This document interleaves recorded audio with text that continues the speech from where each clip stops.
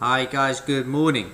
Well, good afternoon, sorry, from London, 12:08 here on the 9th of November. We've actually just had a headline through from Pfizer saying their COVID-19 vaccine is more than 90% effective. The outcome, as you can see here on the S&P, has sent it to a new all-time high, getting well above 3,600. Here's the 15-minute candle, 100 points on that. Now the election is, in inverted commas, done.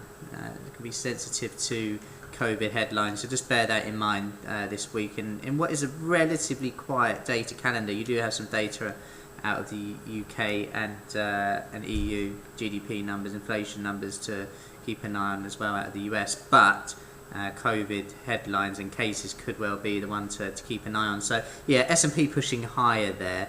On the flip side, gold just coming under pressure at the same time. So risk on, you could say. But yeah, S&P higher now on that daily chart. The close of the day is obviously going to be important here to think of. Let's bring that daily chart in so you can see that previous all-time high sitting at 35.76. So keep a watch on that for the Nasdaq. It's actually got a tiny bit of way to go and is currently below the high that we had on the 13th of October. However, it did almost make a new all-time high just on that push, but we are just drifting down a touch.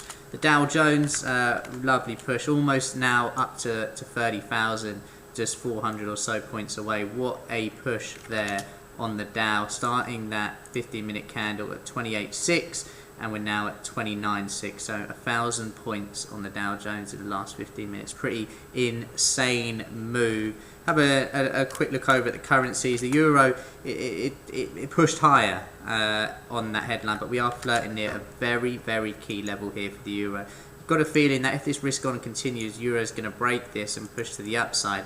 But at the same time, what a key resistance level it is. You can see going back to the 3rd of September, we just cannot close back above it. 1, 2, 3, 4, 5, 6, 7, 8, 9, 10, 11, 12 times of trying. The pound, similar sort of region, you have to say. You can have a failed test at that high and we may well start to push down. However, if we're going to have that risk on, then this market well could see a bit of a melt up, shall we say, towards 135 and beyond.